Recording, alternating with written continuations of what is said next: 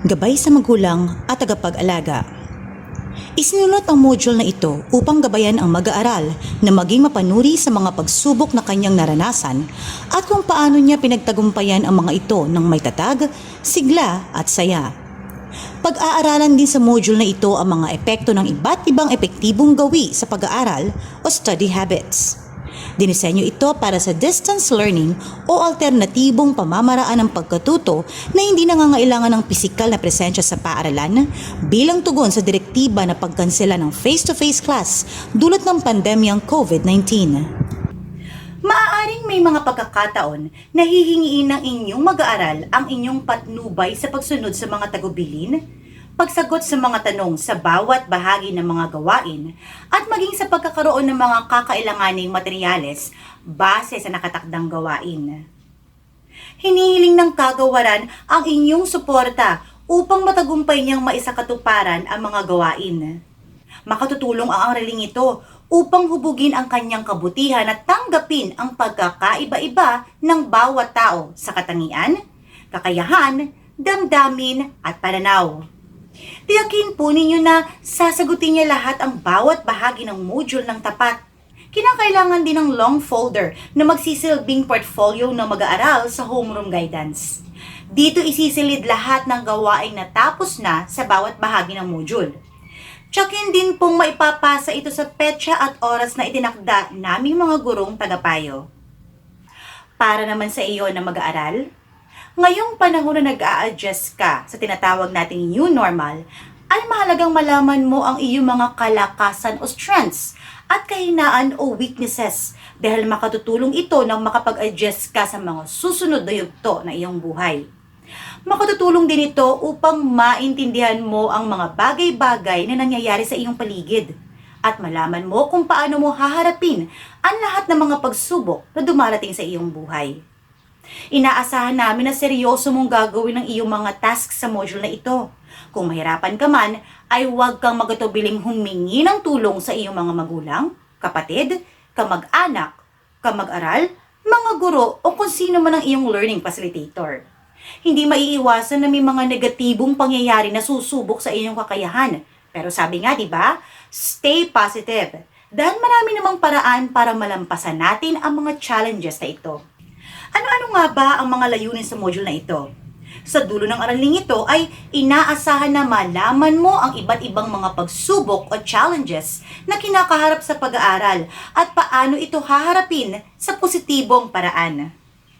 Maihahambing mo rin ang pros o cons sa iba't ibang mga study habits at makapagbabahagi ka rin ng iyong mga insights o sariling ideya sa paggawa mo ng aralin sa araw-araw. Ang kakailanganin mo lamang ay malinis na papel o bond papers, ballpen o lapis. Let's try this. Gawin natin ang gawaing ito. How do I study? Una, alamin mo ang lahat ng mga possible challenges o mga pagsubok na kinakaharap na mag-aaral sa bawat larawan. Ikalawa, isulat mo ang iyong sagot sa isang malinis na papel na susundan ng pagsagot sa mga pamprosesong katanungan. Una, ano ang pinaka-challenging na situation para sa iyo sa mga larawang ito? Ikalawa, sa lahat ng mga pagsubok na iyong nakita, saan ka mas nakaka-relate at bakit? Ikatlo, paano mo ma-overcome o ma-deal ang mga challenges na ito sa positibong paraan? Let's explore this. Gawin naman natin ang gawaing ito. Pinamagatan nitong The Clouds of One's Life. Ang gagawin mo lamang ay pumili ka ng iba't ibang mga challenges na nakasulat sa mga clouds na naranasan mo na o kinakaharap mo ngayon. Matapos ito, ay kopyahin mo ang table sa isang malinis na papel at isulat mo ang iyong mga sagot, kasama na ang kasagutan sa mga pamprosesong katanungan. Isa-isahin natin ang mga nakapaloob sa bawat cloud. Una ay difficulty in understanding a subject. Nahihirapan kang unawain ang isang subject. Not enough food for a family everyday. Hindi sapat na pagkain para sa pamilya sa pang-araw-araw. Need to take care of younger siblings while studying. Kailangan mong alagaan ang iyong nakababatang kapatid habang ikaw ay nag-aaral. Struggling to adjust in distance learning. Dito naman ay nag-struggle ka na maka-adjust sa distance learning na paraan ng pag-aaral natin ngayon. Sumunod ay lack of conducive space for learning. Ibig sabihin nito ay hindi sapat at maayos ang lugar ng iyong pinag-aaralan. Ang sumunod ay procrastination or lack of motivation to study. Ibig sabihin naman nito ay mahilig mong ipagpabukas ang isang gawain at wala kang motibasyon sa pag-aaral. Ang huling cloud ay distracted by a lot of things at home. Madali kang madistract ng mga bagay-bagay sa paligid mo tulad na lang ng panonood ng TV, mga gawain sa bahay, social media, online games at iba pa. So kung makikita mo ang table dito, isusulat mo ang iyong pangalan, ang iyong graded section at ang petsa. Mayroon tayong 3 columns dito. Sa unang column ay dito mo isusulat ang lahat ng mga challenges na nakita mo sa mga clouds. Sa ikalawang column naman, factors or reasons in experiencing challenges. Ano-ano naman ang mga dahilan o yung mga salik na kung bakit mo nararanasan ang mga pagsubok o challenges na ito. Ang ikatlo ay, what are the actions to do to still have a good study habit? Ano naman ang pwede mong gawin para magkaroon ka pa rin ng good study habits kahit ganito pa ang kinakaharap mong challenges? Mabigay tayo ng halimbawa. Example, not enough food for family every day. So one of the factors is my parents are jobless o walang trabaho ang mga magulang ko. Sa third column naman, look for opportunities to earn while considering my safety and a lot time to focus on my schoolwork. Mga pamprosesong katanungan. Ano ang naramdaman mo kapag naaalala mo ang lahat ng mga pagsubok na ito? Ikalawa, paano nagkakaiba o nagkakatulad ang mga study habits sa iba't ibang mga challenges na ito? Ikatlo, paano mo naman maiuugnay ang mga challenges na ito para matamu mo o makuha mo ang academic success? Sa nakaraang module ay natutunan mo ang iba't ibang mga learning styles at kung paano ito makaaapekto sa iyong study habits. Dagdag pa rito ay nalaman mo rin ang iyong study skills na kinakailangan upang maging mabisa ang iyong pagkatuto. Nagkaroon ka rin ng mga insights sa iba't ibang paraan kung paano mo mapagtitibay ang iyong epektibong study habits. Ayon kay Rabindranath Tagore, clouds came floating into my life, no longer to carry rain or usher storm, but to add color to my sunset sky. Ang pagkaunawa sa iyong limitasyon sa loob at labas ng paaralan ay kasing halaga din ng iyong mga karanasan sa buhay, ng iyong social-economic status, ng iyong lifestyle, mga values, at maging ng iyong mga paniniwala sa buhay. Ang lahat ng ito ay maaaring maka-impluwensya sa pagkamit mo ng iyong life goals. Ang mga life goals sa ito ay isang magandang motibasyon upang magpatuloy sa iyong ginagawa at para na rin maging inspired ka na gawin ang best mo sa lahat ng bagay. Lalo ngayong maraming nangyayaring hindi natin inaasahan tulad ng pandemya. Tunay nga, ang patuloy mong pag-focus sa iyong pag-aaral ay magsisilbing pinakamatibay na pundasyon mo. Pag-isipan mo na rin ang mga advantages o disadvantages sa iyong study habits na magiging gabay mo para makabuo ka ng routine. Kapag sinabing routine, ay ito ang mga bagay na ginagawa mo sa araw-araw na makatutulong sa iyo na maging successful sa iyong pag-aaral. Bilang isang mag-aaral, patuloy kang haharap sa mga bagay na mangangailangan ng iyong oras para sa pag-aaral at para sa pamilya. Kung alam mo ang mga priorities mo o kung ano mga bagay ang mahalaga sa iyong buhay, ito ang magiging gabay mo na gawin kung ano ang the best para sa iyo. Keep in mind na ang mga pagsubok o challenges ay normal lang na nangyayari sa ating buhay. Wala ni isang tao ang makapagsasabing wala pa siyang hinarap na kahit anong pagsubok. Simula pagkabata ay nag-struggle ka ng gumapang, maglakad at magsalita. As a toddler, you also struggled to contain tantrums when you did not get what you wanted.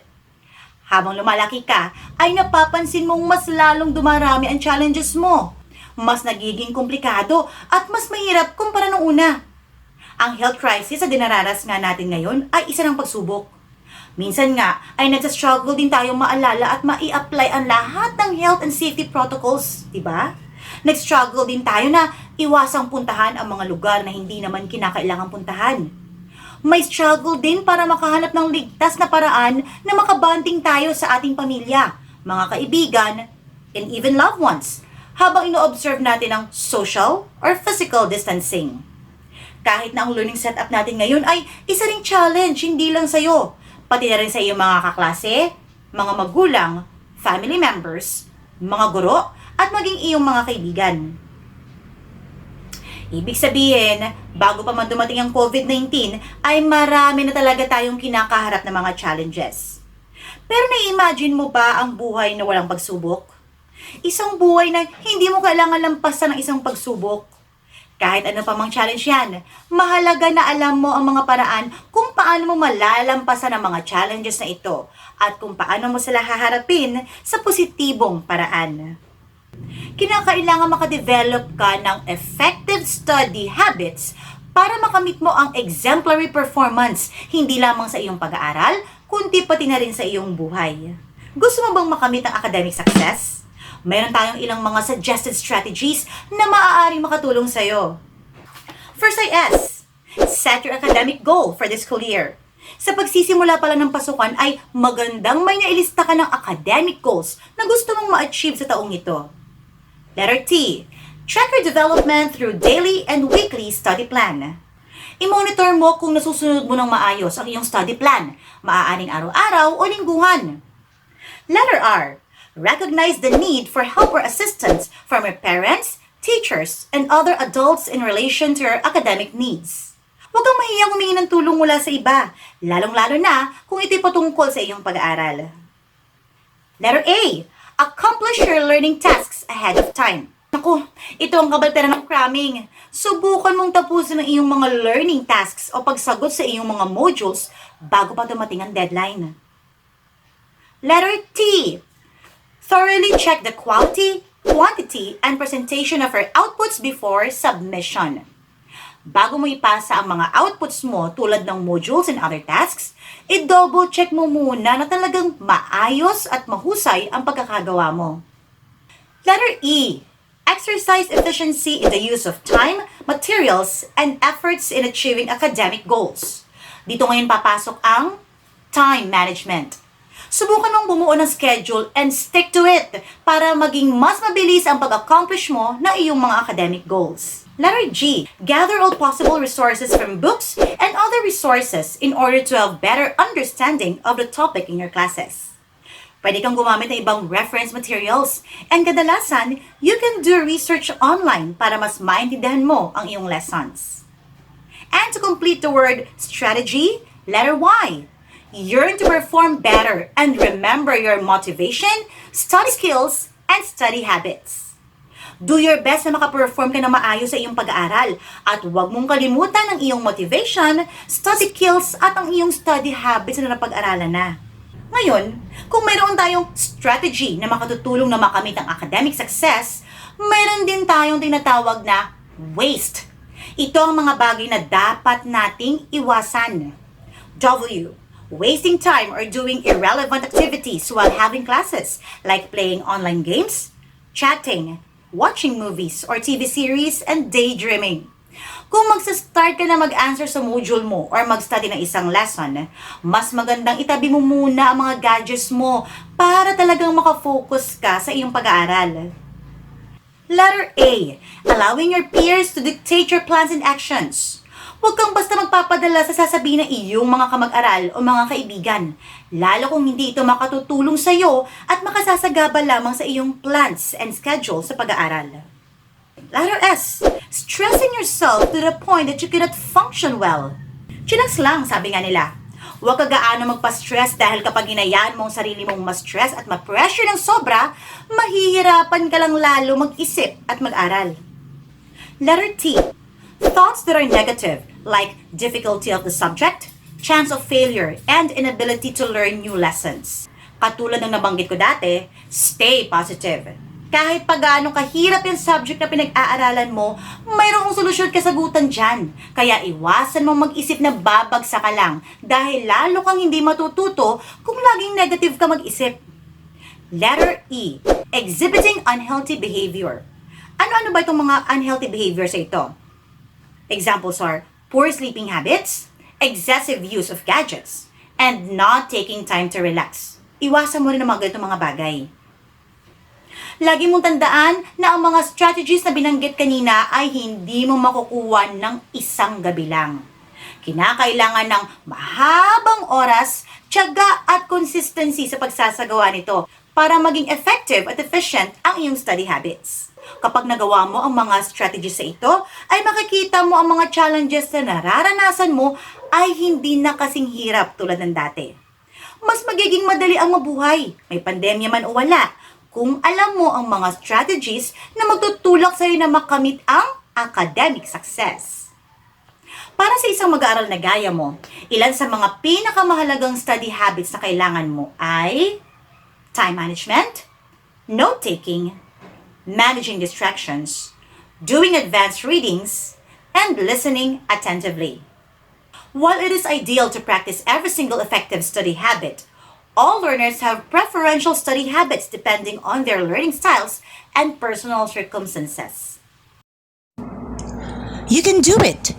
My Story Pie. Una, ay kopyahin mo muna ang illustration ng pie sa ilalim sa isang malinis na papel. Ikalawa, ay ilista mo ang iyong mga expectations bago magsimula ang school year 2020-2021, pati na rin ang mga bagay na nangyari sa unang buwan ng patisimula ng klase. What I have learned. Sentence completion. On a clean sheet of paper or bond paper, complete each sentence below by writing the best phrase that applies. Select your answers from the boxes. So, sa mga box natin dito, mababasa natin o makikita mo dito ang mga pagpipilian. Good study habits, cramming, self-esteem, goals, take a deep breath, focus, activities, group study. Number 1. Blank. Relax and do not put extreme unnecessary pressure on yourself during your lessons. Number 2. One way of having good study habits is to avoid blank. It is better to review your notes ahead of time and study slowly but surely in a span of days than study everything in one go. Number 3. Set specific blank that you can integrate in your routine. Consistency is one way of having good study habits. Number 4. Having blank can be of immense help to students in acquiring knowledge and skills. Number 5. Good study habits also boost blank, especially during exams and tests. Number 6. Some people learn better when they join a blank. Number 7. Each study session has its own blank. This may come in forms such as memorizing vocabulary, solving problems, or reading a whole chapter. Number 8. When you are summoned with distractions such as noise and social media, you tend to lose blank, which can interfere in your study time. Share your thoughts and feelings. Pinamagatan itong study habits, pros and cons. Una, kopyahin mo muna yung table sa isang malinis na papel. Sumunod ay isulat mo naman ang pros or advantage and cons or disadvantage, pati na rin ang iyong mga insights for each listed study habit. Inaasahan namin mga guro na kayo ay makikipagtulungan na maisagawa ang mga gawain sa homeroom guidance. Lagi po nating tandaan na walang imposible at makakamit natin ang ating layunin kung tayo ay nagkakaisa. Maraming salamat sa pakikinig, panonood at pag-aaral. Sa muling pagkikita!